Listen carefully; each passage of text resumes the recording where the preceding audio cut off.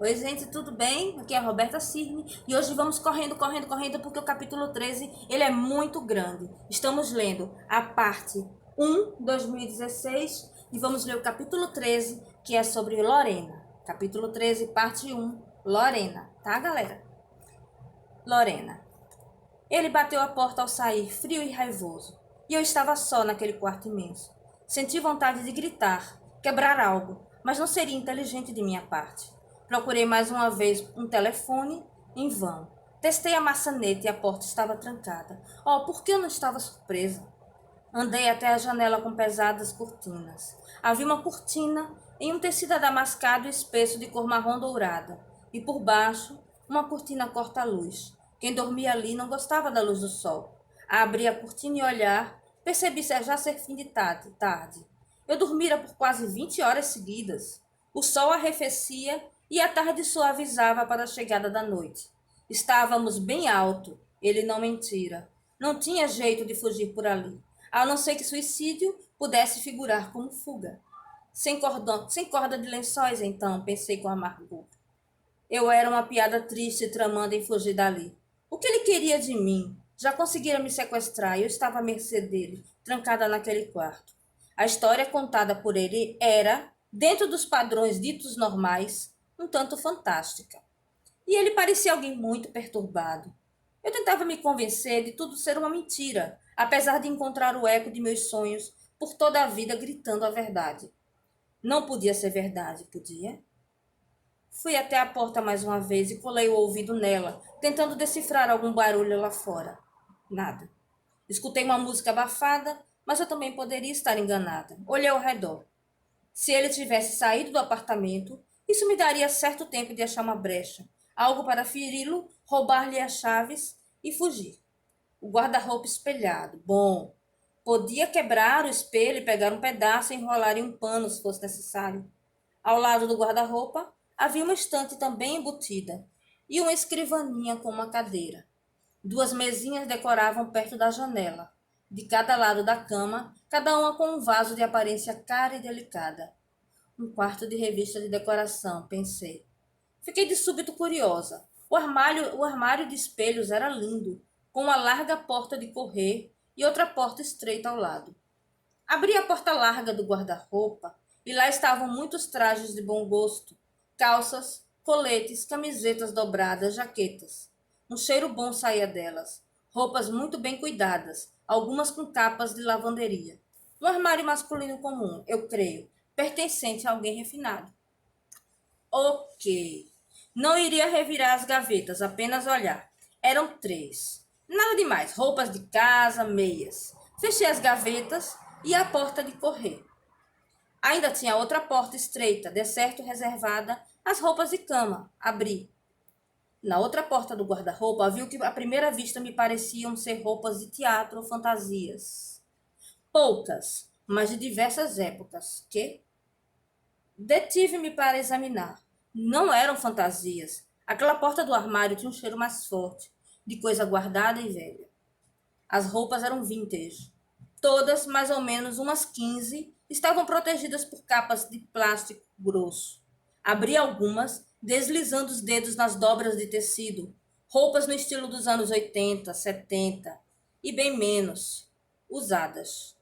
Abri o saco de roupa seguinte e era um costume parecido com de filmes de época. Filmes tipo O Morro dos Ventos Uivantes ou Orgulho e Preconceito. Sobrecasaca, uma gravata elaborada, colete de cetim ou seda. Não sabia. Ao passar a mão pela camisa quase fragmentada, jurei ter visto várias manchas acastanhadas, parecendo sangue seco.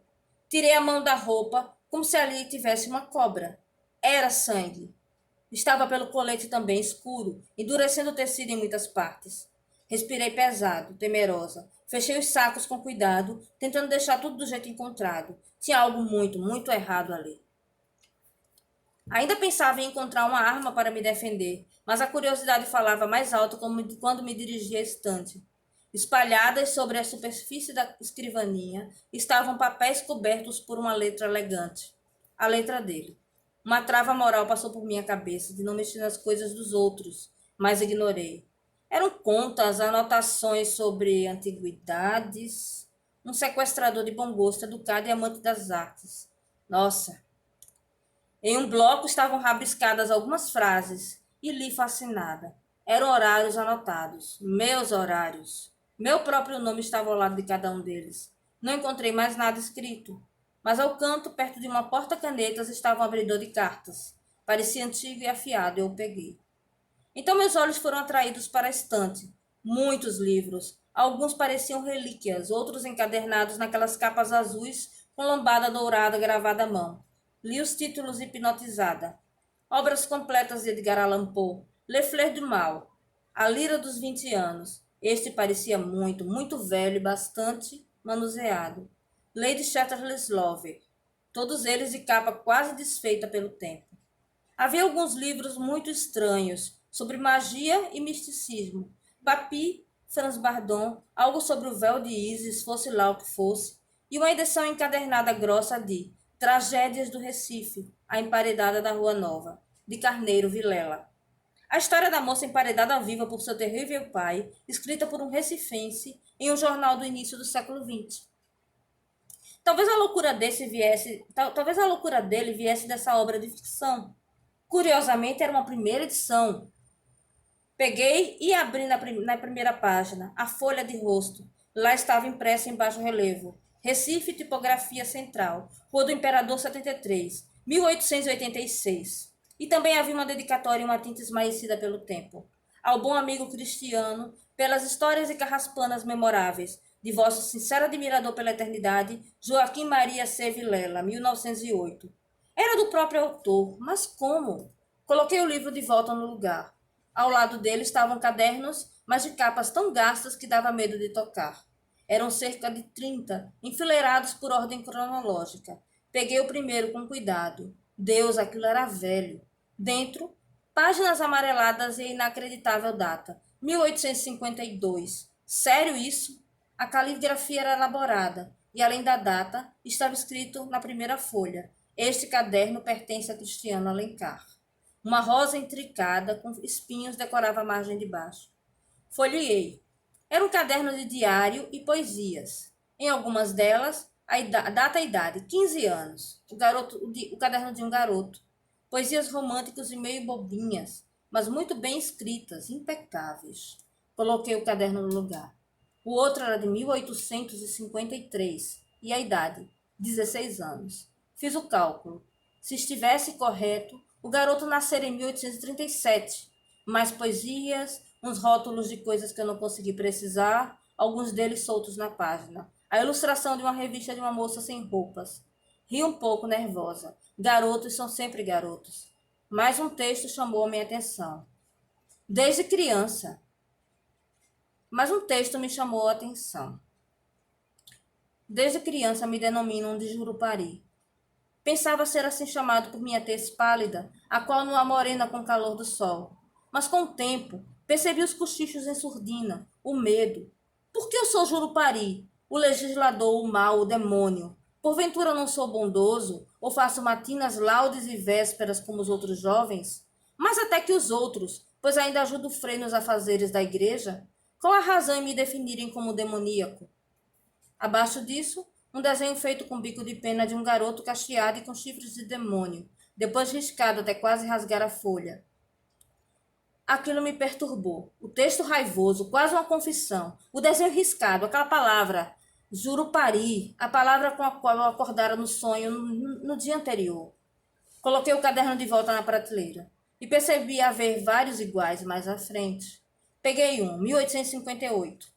Não havia datas, mas pelos cálculos ele teria uns 21 anos. Parei em uma das poesias, a letra mais amadurecida, ainda floreada. Quando já choramos todas as lágrimas e o rosto secou no travesseiro amigo, não atinamos a razão do castigo que faz o destino virar as páginas. O espanto feito neste momento é o mesmo destruindo a esperança, que vicia o ar com a triste lembrança, retirando todo o nosso sentimento. Vingamos a dor com o segredo. Ele, o único confidente, e esquece nossas preces, angústias, verdades. Mas é ele que degrada e enobrece, toda a dor transformada em saudade, e o pranto redentor de todo o medo. Logo depois havia uma poesia alegre. Virei mais algumas páginas absorta. Então de repente me deparei com a poesia de meu sonho. Fiquei paralisada, lendo as palavras saídas de minhas mãos transcritas ali, em um caderno com mais de 160 anos. Noite morta, olhos tristes, vela apagada. Destino de tudo restante ao ser humano. Espera-me decidido no final da estrada. Estrada que se revela amargo engano. Finda não encontrar em vida amada, vida minha, da qual não fui soberano. Eu falei os versos finais, ainda admirada de tudo. Com o caderno nas mãos, olhei para a caligrafia e para aquelas notas de preço e listas de compras modernas. Como não perceber a semelhança? A mesma letra, os mesmos floreios, a mesma... Já cansou de mexer nas minhas coisas? Dei um pulo assustada. Lá estava ele na porta do quarto, me olhando, entre divertido e irritado. Usava uma camisa verde e calças jeans. Estava descalço. Parecia desarmado e não muito difícil de driblar. Lembrei-me do abridor de cartas e o ocultei por trás da camisa, de forma disfarçada. Ele não percebeu, ou não demonstrou ter percebido. Eu coloquei o caderno sobre a escrivaninha. Desculpe, eu não sei como dizer. Estava xeretando. Ele cobriu a distância entre nós dois. Sou bastante sentimental com esses cadernos. Cuidado. Enquanto ele se aproximava, eu avaliei a possibilidade de correr até a porta ou até feri-lo com o abridor de cartas. Todas as coisas neste quarto são preciosas para mim de alguma forma. Ele chegou mais perto. Preparei-me para atacar. Mas ele previu minha intenção de esfaquear. Em uma velocidade surpreendente, interceptou o abridor de cartas, torcendo meu pulso de forma eficaz para que ele caísse ao chão. Inclusive, este abridor de cartas foi da minha mãe. Tentei me soltar, mas era impossível. Parecia feito de pedra. Nem se mexia, mas tentava me segurar com certa delicadeza para não me machucar. Claro, lutei como uma louca e me machuquei de tanto forçar a fuga. A porta estava ali, aberta para mim. Dei um grito frustrado. Pare com isso, você vai terminar se ferindo. Ele sequer estava cansado, e eu arfava semi-morta do esforço em me soltar. Por que se importa? Vai me matar mesmo, não é? Ele ficou surpreso e me pareceu um pouco magoado. Mas foi só um segundo. A máscara de frieza voltou-lhe ao rosto mais uma vez. Se eu quisesse matar você, pode acreditar, você já estaria morta. E seus olhos não deixaram dúvidas sobre estar falando a verdade. Então, do nada, ele me soltou. Eu estava exausta da luta, ofegante, e sabia que nunca conseguiria sair dali livre, e ele não iria deixar. Apoiei as mãos doloridas no joelho, tentando recuperar o fôlego. Ok, entendo, você é muito forte. Amanhã seus pulsos e mãos estarão inchados, deixe-me ver. Ele tentou me alcançar, mas eu recuei por instinto. Ele passou a mão nos cabelos, muito irritado.